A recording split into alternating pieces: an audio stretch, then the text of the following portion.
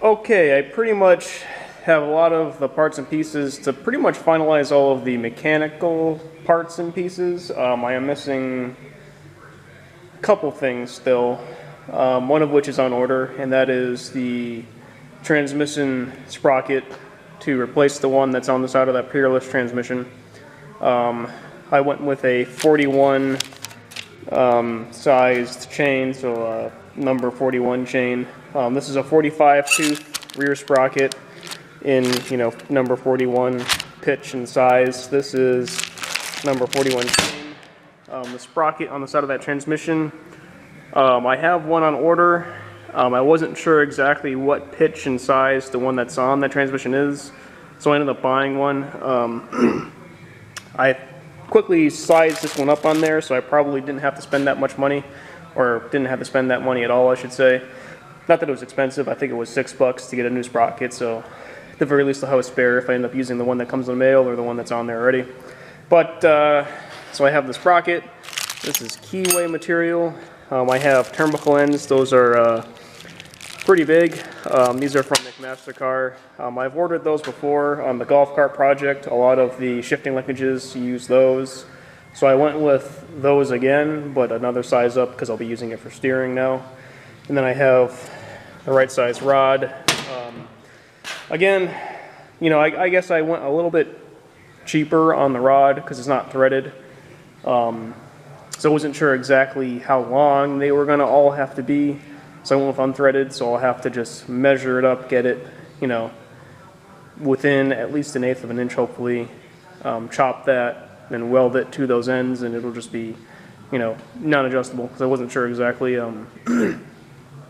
what size I need. If in the future I need adjustment, I'll now know the approximate measurements, and I could get threaded rod and some more of those and actually make adjustable ones, if I need to make adjustment in the future. Anyways, I have some chain pieces. I have a half link.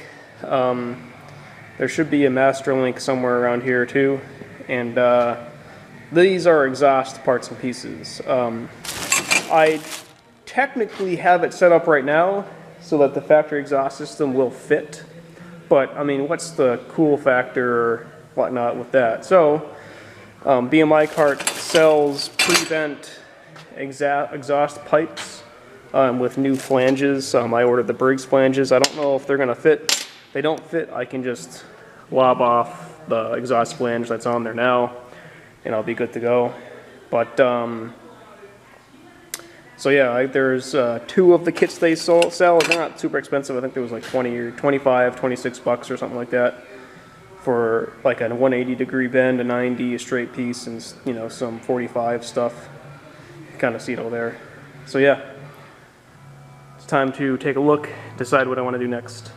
I was mistaken. I actually ordered a number 40 chain, and this is a number 40 sprocket.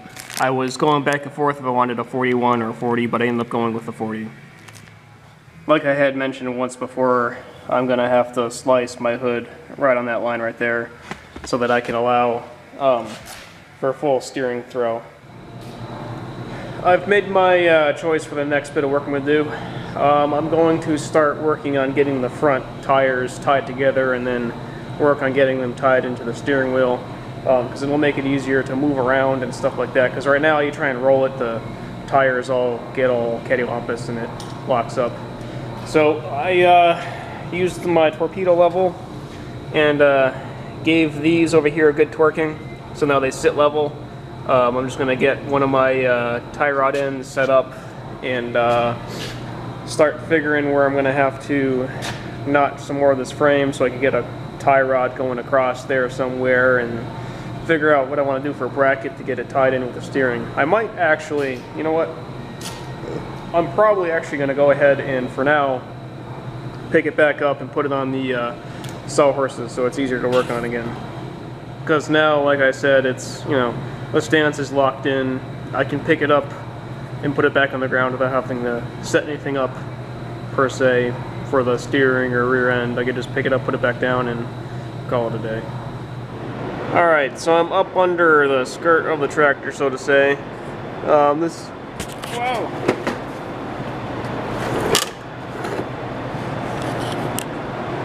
Got a wheel there.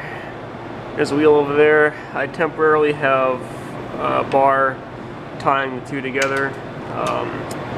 Pretty rudimentary, but I just needed it to envision what I wanted for the steering. So, if we look over here, this is the bar that the steering wheel turns. It goes back and forward depending on if you want to go left or right. So what I'm going to end up doing is running a bar like this that I have kind of mocked up all the way to the front to this tie rod end, and I'm going to make it so it goes over the top of my front axle. So if I want to go left or right, it'll go over the top and the bottom. So I'll have to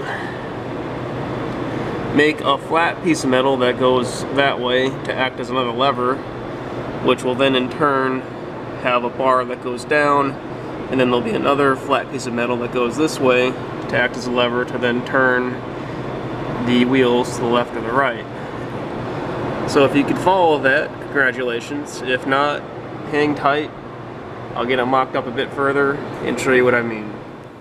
Alright, this is my steering lever transfer bracket. So basically it just takes inputs from here and transfers them to a left and right motion. So if you pull this back, it would move this forwards, turning the wheels to left. If you push it forwards, it would turn this way, turning the wheels to the right. So basically it's going to get mounted up in here to the front axle bar.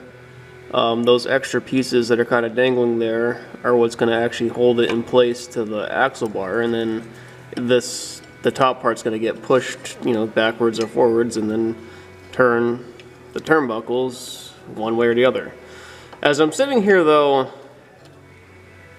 I didn't think to check which way turning the steering wheel actually pushes the lever, so I don't know that this is actually in the correct orientation.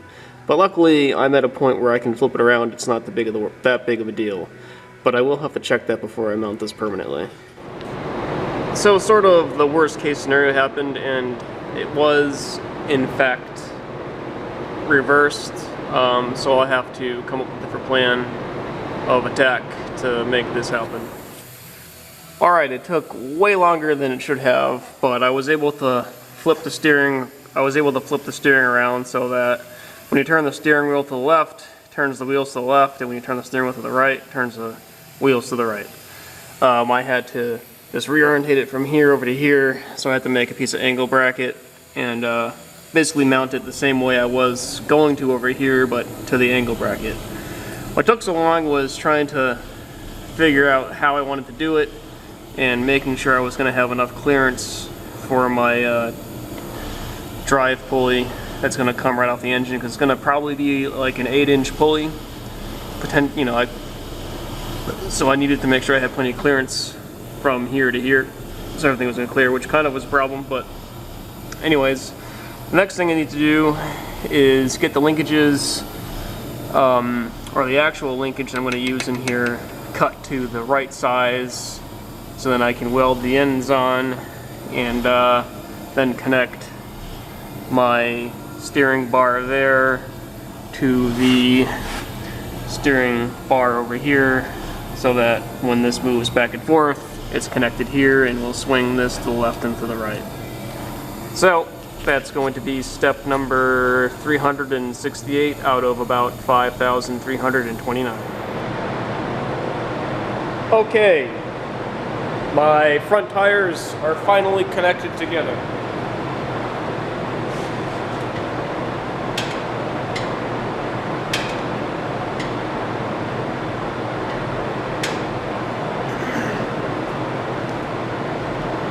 I used some duct tape and some yardsticks, duct tape to the sides of the tires to figure out what I want for a toe-in. It is still just a lawnmower. I mean, it's, probably not perfect, but it is non-adjustable, and the reason was I wasn't sure exactly what length of tie rod I would need, so I kind of went with just a straight rod to put on the rod ends, or tie rod ends. So now if I ever need to make an adjustment or want to make it adjustable, I have an approximation for what length of threaded rod or turnbuckle I would need, as opposed to just kind of going at it blind. But let me show you what it looks like underneath. So here's the same thing, but underneath. It's a pretty simple system, but it works. I can turn either way, no problem. The only thing that has arisen is I need to clearance right here, and I need to potentially clearance right here. I probably will have to also make some sort of steering stop, because it is, from the looks of things, possible to overextend the steering from the way this is designed, it looks like. So I'll probably have to make some sort of steering stop with a bolt here on both sides, so I can't hyperextend any of my steering arms and throw everything way out of whack or something. But my next job is to connect this bar up there to this bar up here. Pretty simple. I just have to make sure everything is centered and make sure the steering wheel is centered, that connects to this, and then just do this, but between there and there. Another thing I started to work on was dismantling a spare mower deck. This is actually a different mower deck off of a different tractor than the one that's over there.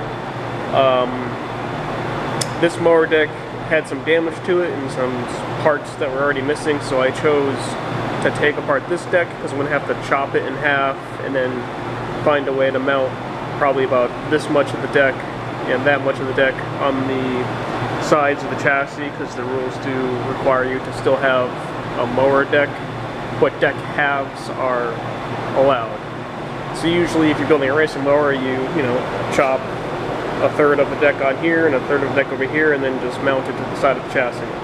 But instead of using the working mower deck that came off of that mower, I decided to go ahead and just use this probably okay one, but had parts missing and already had some broken pieces instead, so that I'm not, taking apart and ruining a working mower deck.